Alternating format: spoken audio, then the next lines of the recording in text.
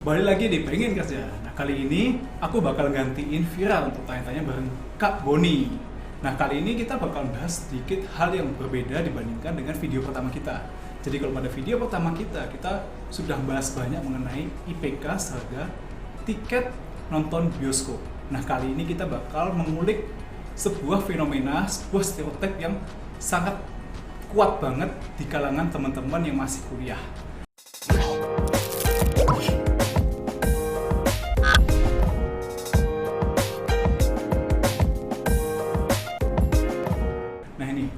Jadi banyak banget stereotip yang ngomong bahwa wah gak penting IPK, yang penting itu adalah pengalaman organisasi, yang penting itu adalah pengalaman soft skill dan lain sebagainya, sehingga kebanyakan mahasiswa mereka akan lebih menyukai kura-kura kuliah rapat dibandingkan dengan meningkatkan IPK. Bahkan ada sebuah kasus di sekolah di universitas dulu, jadi sempat ada itu mahasiswa, dia aktivis, nah dia ini jarang banget masuk kuliah, dan dia setiap kali mau masuk kuliah itu hanya sebatas waktu ujian atau mungkin pada saat presentasi aja. Sisanya dia akan memiliki banyak banget aktivitas di luar seperti berkumpul dengan aktivis lainnya. Nah, kalau menurut Kak Boni sendiri nih, penting mana sih antara IPK ataukah organisasi? Ya, jadi sekali lagi kalau saya punya pendapat gitu ya, kuncinya mungkin bukan IPK dengan organisasi, tapi antara knowledge, skill, dan attitude. Kalau ditanya penting mana, tiga-tiganya penting. Ya, hanya ketika kita sudah masuk ke dunia kerja, kita sudah terkoneksi dengan manusia-manusia lain, disitulah skill dan attitude itu yang akan lebih menentukan daripada knowledge. Nah, selain itu juga kalau kita lihat sekarang kita hidup di era digital, ya kan, dimana informasi itu semuanya sudah seakan-akan menjadi public good. Ya, semua orang bisa akses informasi, semua orang bisa belajar. Ya, jadi apa sih value atau nilai dari knowledge kan zaman sekarang ini gitu kan, ketika semua orang sudah bisa akses. Nah, dua poin yang belakang ini, masalah skill dan attitude, itu yang memang menjadi kunci terkait dengan keberhasilan karir kita di masa depan. Oke, berarti kalau seperti itu penentu kesuksesan kita di dunia kerja nantinya itu bukan cuma ditentukan oleh IPK maupun seberapa banyak kita mengikuti suatu organisasi ya, tapi lebih kepada skill dan juga attitude yang mungkin bisa kita peroleh melalui organisasi atau mungkin berbagai macam pelajaran yang kita dapatkan selama perkuliahan. Iya, oke. Terus juga kalau terkait IP, orang yang IP-nya tinggi, ya itu juga belum tentu dia punya knowledge yang bagus. Dan sebaliknya, orang yang IP-nya mungkin 2, gitu kan, belum tentu dia juga nggak punya wawasan knowledge yang bagus. Karena sekali lagi knowledge itu bisa diakses nggak cuma di bangku kuliah. Nah, ini yang menarik. Jadi sekarang itu banyak banget juga pemikiran kalau IPK itu segala-galanya. Bahkan dan ini mungkin bawaan dari generasi sebelum kita. Jadi kalau generasi sebelum kita mungkin kalau bertemu dengan orang tua lainnya pasti ngomongnya ya, anak kamu kuliah di mana, anak kamu jurusan apa, dan anak kamu IPK-nya berapa. Dan itu menjadi sebuah acuan dan sebuah ajang gengsi para orang tua dengan orang tua lainnya.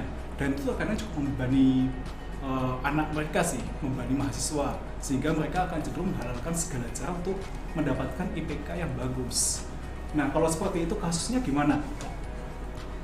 Iya, itu sebenarnya paradigma lama sih. Tadi kalau saya di video yang sebelumnya gitu kan, saya udah sampaikan itu sebenarnya lebih ke paradigma yang konvensional.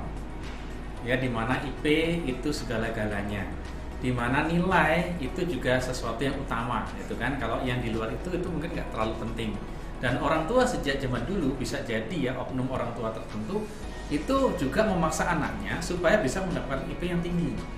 Nah, sekarang zaman berubah, perusahaan-perusahaan inovatif, ya perusahaan-perusahaan yang memang modern dan perusahaan masa depan, itu mereka sudah mikirin lagi, apa sih yang bisa kamu lakuin untuk perusahaanku. Itu yang nentuin kita berhasil apa enggak, bukan seberapa pintar kamu, bukan seberapa tinggi IP kamu, tapi apa yang sudah kamu kontribusikan pada perusahaan ini. Nah, sekarang juga sama gitu kan.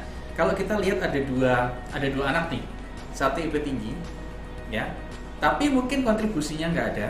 Satu IP-nya biasa, tapi dia kontribusi pada masyarakat, kontribusi pada dunia itu lebih tinggi. Nah, untuk perusahaan-perusahaan yang memang modern dan ke depan, itu mereka mencari tipe orang yang kedua. Seperti itu. Nah, ini menjadi sebuah masukan yang sangat berguna banget buat kalian yang masih fresh graduate atau mungkin masih dalam masa perkuliahan. Selagi kalian masih kuliah, perbanyaklah pengalaman-pengalaman, perbanyaklah kontribusi kalian untuk meningkatkan soft skill kalian dan juga skill dan juga attitude kalian. Nah, kembali lagi bicara soal organisasi dan juga IPK nih. Nah, misalnya seorang HRD ini dihadapkan dengan dua pilihan kandidat. Kandidat yang pertama, dia memiliki knowledge-nya sangat bagus, misal IPK-nya adalah 4, sempurna misalnya. Nah, kandidat yang kedua, dia memiliki catatan organisasi yang sangat banyak sekali, tapi IPK-nya pas-pasan, mungkin hanya sekitar 2,5 something. Nah, kalau menurut Kak Boni sebagai HRD, yang mana gitu ya? Ya. Oke, kebetulan saya juga membantu rekan saya di perusahaan yang memang jasa rekrutmen ya, jasa human development seperti itu. Ya, kalau ditanya dua pilihan tadi seperti itu, yang pertama IP-nya bagus tapi untuk skillnya kurang gitu ya, dan kedua skillnya bagus, pengalaman organisasi bagus tapi knowledge-nya kurang. Nah, kalau saya nggak punya pilihan lain gitu kan, nggak ada pilihan lain lagi gitu kan, saya pilih yang kedua. Ya, kalau saya boleh pilih sih saya nawar IP-nya bagus gitu kan, hard skill-nya bagus, knowledge-nya bagus, tapi juga skill-nya bagus. Nah, saya pilih yang kedua. Nah, kenapa saya pilih yang kedua? Karena buat saya, untuk upgrade ilmu itu relatif lebih gampang. Relatif lebih gampang untuk upgrade ilmu. Kalau memperbaiki yang namanya akhlak, attitude, itu nggak gampang. Dan saya akan take stand sebagai seorang HRD. Ya, jadi saya akan pilih yang kedua. Orang yang memang sudah attitude-nya bagus, skill-nya bagus, ya kita injek dengan knowledge yang lebih relevan. Nah, tapi kebiasaan ini Kak, lebih sering menjumpai tipikal orang seperti itu, yang perfect seperti itu di kalangan aktivis ataukah yang di kalangan kupu-kupu kuliah pulang tapi IPK-nya sampai sempurna? Oke, ya kalau saya lihat gitu ya, maksudnya lebih banyak itu, kalau kebanyakan sih ya mahasiswa ya kuliah pulang gitu kan. Nah, tapi kalau saya perhatikan rata-rata rekan-rekan mahasiswa aktivis yang pernah bertemu dengan saya dan saya pernah ketemu dengan dia, itu ketika mereka sudah bekerja itu biasanya karirnya tuh lebih bagus, biasanya begitu ya, atau paling enggak dia di kantor menjadi seorang rising star ya. Karena apa? Karena memang kembali untuk menjadi sukses, menjadi karyawan profesional itu kan nggak cuma otaknya yang bagus, tapi hatinya juga harus bagus gitu kan, plus skillnya juga bagus, yang tadi kita bahas itu interpersonal skill. Nah, itu tadi catat. Jadi untuk menjadi seorang karyawan yang sukses, hati dan juga pikiran itu juga mesti bagus. Jadi nggak cuma salah satu aja, pikiran aja atau mungkin hati aja, tapi harus seimbang, harus keduanya itu bagus. Iya. Nah, tadi juga udah dibahas lengkap banget masalah IP dan juga organisasi. Nah, tapi ada sebuah permasalahan lagi nih Kak. Jadi kadang ada juga mahasiswa itu yang dia ini merasa bahwa wah, aku selama kuliah aku bisa mengerjakan kuliah itu, aku bisa mengerjakan tugas-tugas, ujian dan sebagainya. Artinya dia lebih memilih untuk nggak usah masuk, nggak usah kuliah, titip absen atau lain sebagainya, atau full ikut organisasi, sehingga persensi di kelas tuh cenderung ini ya, cuma masuk pada waktu tertentu aja. Dan biasanya mereka ini tipikal aktivis biasanya. Jadi banyak banget suatu tugas untuk tidak masuk ke perkuliahan. Nah, kalau seperti itu gimana? Iya, sebenarnya kalau bicara masalah kegiatan ormawa itu penting nggak? Penting banget. Cuma kita, kalau menurut saya, kita harus belajar untuk balance. Ya kan, kita harus belajar untuk balance. Orang tua kita itu bawa kita ke kampus, kasih duit kita itu kuliah, itu supaya dapat ilmu. Bukan supaya jadi panitia gitu kan. Ya itu salah satu untuk mengasah diri kita supaya lebih baik gitu kan. Tapi harusnya dua-dua itu balance. Ya, perkuliahan kita juga harus hadir gitu kan. Karena kalau kita sering bolos kuliah itu kan sebenarnya juga salah satu bentuk dari attitude ya, sikap ya. Kita nggak cukup punya integritas pada orang tua. Kita nggak cukup punya tanggung jawab juga kepada orang tua. Itu juga bagian dari attitude sebenarnya.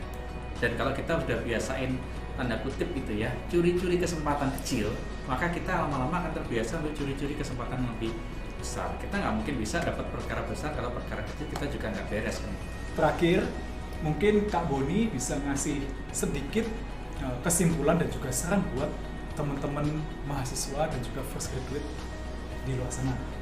Ya, jadi kalau saya diminta untuk kasih pesan ya, saya pesan gurami goreng deh.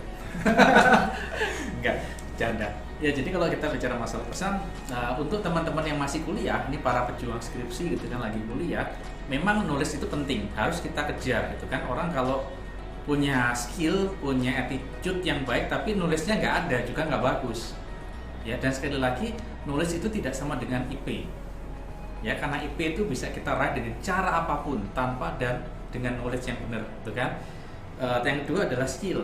Nah, selama masih berjuang kuliah gitu kan, jangan pernah nggak ikut atau nggak pernah ikut kegiatan sama sekali menjadi panitia. Ya, itu penting sekali. Itu akan melatih apa yang tadi saya sebut sebagai self leadership. Kita belajar untuk memimpin diri kita sendiri. Kita belajar untuk memimpin orang lain. Kita belajar untuk komunikasi dengan orang lain, itu interpersonal skill. Dan ketiga adalah attitude, itu yang penting sekali. Attitude. Ya, contoh ya. Kalau kita bicara salah satu attitude yang menarik itu adalah kejujuran. Bagaimana kita belajar untuk jujur, bagaimana kita menjadi pribadi yang bisa dipercaya. Ya, sebagai contoh, mulai dari mencari direktur sampai pembantu rumah tangga itu butuh yang namanya kejujuran. Itu sudah standar, itu kan kita nggak bisa lepas dari itu attitude. Ya, jadi selama kita masih belum bekerja pun, yuk belajarlah untuk lebih gitu ya mengendalikan diri, lebih punya hati yang lebih baik, lebih jernih gitu kan, lebih bersih gitu kan. Walaupun kita nggak bisa perfect kan, ya paling nggak upayakan untuk kita selalu bersikap baik terhadap orang lain dan terutama terhadap diri kita sendiri. Nah, itu tadi sedikit diskusi mengenai IP kamu senilai tiket nonton bioskop dan juga penting manakah IPK atau mungkin organisasi. Nah, tetap tungguin video kita selanjutnya dan jangan lupa like, comment, and subscribe